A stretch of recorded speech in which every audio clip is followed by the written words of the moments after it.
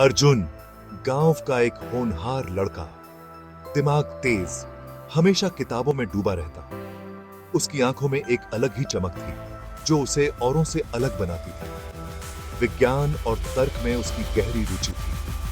वह हमेशा नई नई खोजों में लगा रहता।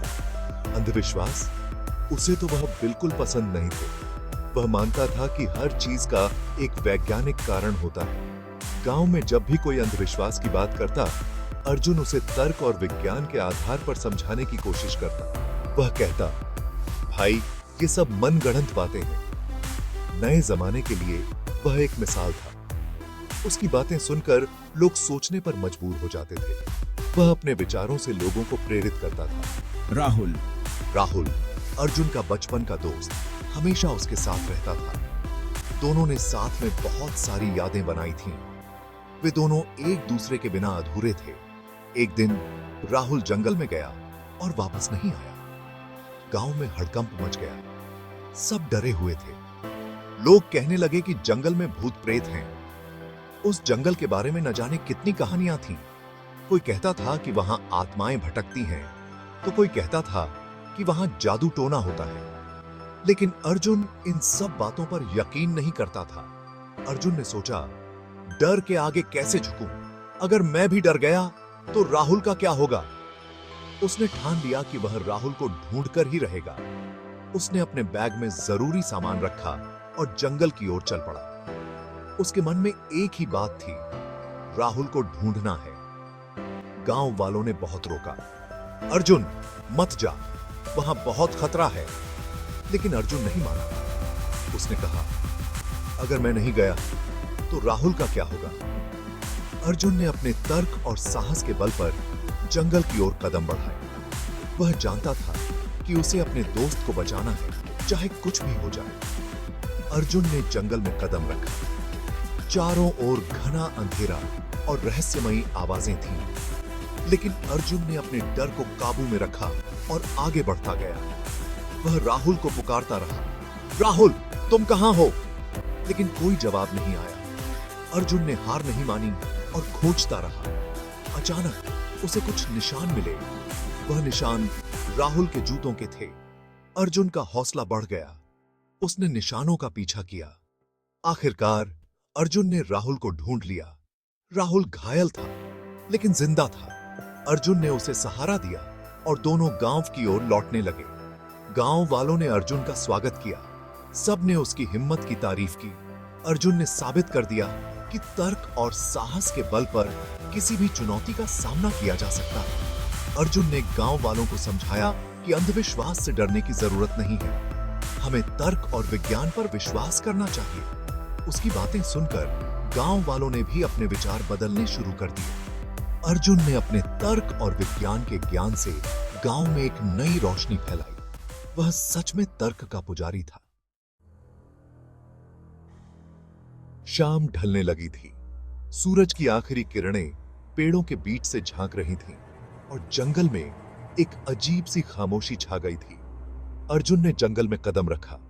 चारों तरफ सन्नाटा था, जैसे कोई अदृश्य शक्ति सब कुछ देख रही हो। हर कदम पर उसे ऐसा महसूस हो रहा था कि कोई उसे देख रहा है। पेड़ों की परछाइयां भी डरावनी लग रही थीं। हर परछाई में उसे कोई छिपा हुआ खतरा नजर आ रहा था। हवा में एक अजीब सी ठंडक थी जो उसकी रीढ़ की हड्डी में सिहरन पैदा कर रही थी। हवा में एक अजीब सी स्मेल।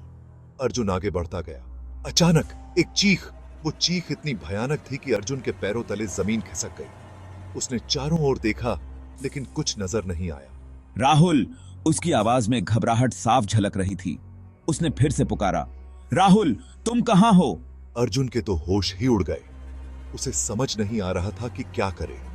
उसकी धड़कनें तेज हो गईं और पसीने की बूंदें उसके माथे पर चमकने लगी। वो आवाज की तरफ भागा। हर कदम पर उसे ऐसा लग रहा था कि वो किसी अनजाने खतरे की ओर बढ़ रहा है।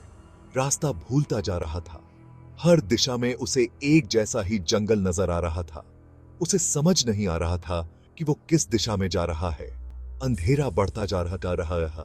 सूरज पूरी तरह से डूब चुका था और अब जंगल में सिर्फ अंधेरा ही अंधेरा था। अर्जुन को अपनी आंखों पर भी भरोसा नहीं हो रहा था। अर्जुन को हिम्मत रखनी थी। उसने अपने डर को काबू में करने की कोशिश की और खुद को समझाया कि उसे राहुल को ढूंढना ही होगा। राहुल को ढूंढना ही था, चाहे कुछ भी हो जाए। उसने अपने कदम तेज कर दिए और हर दिशा में राहुल को पुकारने लगा। उसकी आवाज जंगल की खामोशी को चीरती हुई दूर तक गूंज रही थी। अचानक उसे जमीन पर कुछ चमकता हुआ नजर आया। उसने झुककर देखा, वो राहुल की घड़ी थी। अर्जुन का दिल जोर से धड़कने लगा। उसे यकीन हो गया कि राहुल यहीं कहीं आसपास है। उसने घड़ी उठाई और चारों ओर देखने लगा। उसे जमीन पर कुछ निशान नजर आए, जैसे कोई घसीटते हुए गया हो। अर्जुन ने उन निशानों का पीछा करना शुरू किया। निशान उसे एक छिपे हुए रास्ते की ओर ले जा रहे थे। अर्जुन ने अपनी हिम्मत जुटाई और उस रास्ते पर चल पड़ा। हर कदम पर उसे ऐसा लग रहा था कि वो किसी रहस्य के करीब पहुंच रहा है। अचानक उसे एक हल्की सी आवाज सुनाई दी। उसने ध्यान से सुना। वो आवाज राहुल की थी। अर्जुन ने अपनी रफ्तार बढ़ा दी और उस आवाज की दिशा में दौड़ पड़ा। आखिरकार उसने राहुल को एक पेड़ के नीचे बेहोश पड़ा हुआ पाया। अर्जुन ने उसे उठाया और उसकी नब्ज देखी। राहुल जिंदा था, लेकिन बहुत कमजोर। अर्जुन ने राहुल को अपने कंधे पर उठाया और जंगल से बाहर निकलने का रास्ता ढूंढने लगा। उसे पता था कि अब उसे जल्दी करनी होगी, क्योंकि रात और भी खतरनाक हो सकती थी। कई घंटों की मशक्कत के बाद आखिरकार अर्जुन और राहुल जंगल से बाहर निकल आए। अर्जुन ने राहत की सांस ली और राहुल को सुरक्षित देखकर उसकी आंखों में आंसू आ गए। उसने एक बार फिर जंगल की ओर देखा और मन ही मन कसम खाई कि वो कभी इस खतरनाक जंगल में वापस नहीं आएगा। जंगल और भी घना होता जा रहा था। पेड़ों की डालियां जैसे अर्जुन पर वार कर रही थीं। अजीब अजीब आवाजें आ रही थीं। तभी उसे एक पुरानी किताब मिली। भाषा बिल्कुल अजीब, समझ से परे। किताब में एक नक्शा था। नक्शे में एक चमकता हुआ रत्न। क्या इस रत्न का जंगल के रहस्य से कोई नाता था? अर्जुन नक्शे पर चलता गया। एक गुफा दिखाई दी। अंदर से रोशनी आ रही थी। अंदर गया तो क्या देखा? एक बहुत बड़ा मंदिर और बीच में वही चमकता हुआ रत्न। एक बूढ़ा आदमी वहां ध्यान कर रहा था। उसने बताया कि जंगल पर एक बुरी शक्ति का साया है। यह रत्न ही अभिशाप को तोड़ सकता है और यह रत्न ही उससे मुक्ति दिला सकता है। अर्जुन ने रत्न उठाया। यह रत्न बहुत कीमती था और अर्जुन को पता था कि इसे सही जगह पहुंचाना बहुत जरूरी है। गुफा के अंदर अंधेरा और रहस्यमयी माहौल था, लेकिन अर्जुन ने हिम्मत नहीं हारी और गुफा से बाहर निकला। बाहर का जंगल घना और डरावना था, लेकिन अर्जुन ने अपने कदम पीछे नहीं खींचे। उसे पता था कि यह सफर आसान नहीं होगा। उसी वक्त राहुल की आवाज आई। अर्जुन ने ध्यान से सुना और आवाज की दिशा में बढ़ने लगा। जंगल में हर तरफ अजीब अजीब आवाजें आ रही थीं, लेकिन अर्जुन ने राहुल की आवाज को पहचान लिया। वो एक पेड़ से बंधा हुआ था। राहुल की हालत बहुत खराब थी, लेकिन उसकी आंखों में उम्मीद की चमक थी। अर्जुन ने जल्दी से उसके पास पहुंचकर उसे ढांढस बंधाया। अर्जुन, यहां हूं, मुझे बचाओ। राहुल की आवाज में दर्द और डर साफ झलक रहा था। अर्जुन ने बिना समय गवाए उसे बचाने का फैसला किया। अर्जुन ने राहुल को खोला। दोनों ने एक दूसरे को गले लगाया और राहत की सांस ली, लेकिन उन्हें पता था कि असली चुनौती अब भी बाकी है। दोनों रत्न लेकर गांव की तरफ भागे। जंगल में हर कदम पर खतरा था, लेकिन दोनों ने हिम्मत नहीं हारी।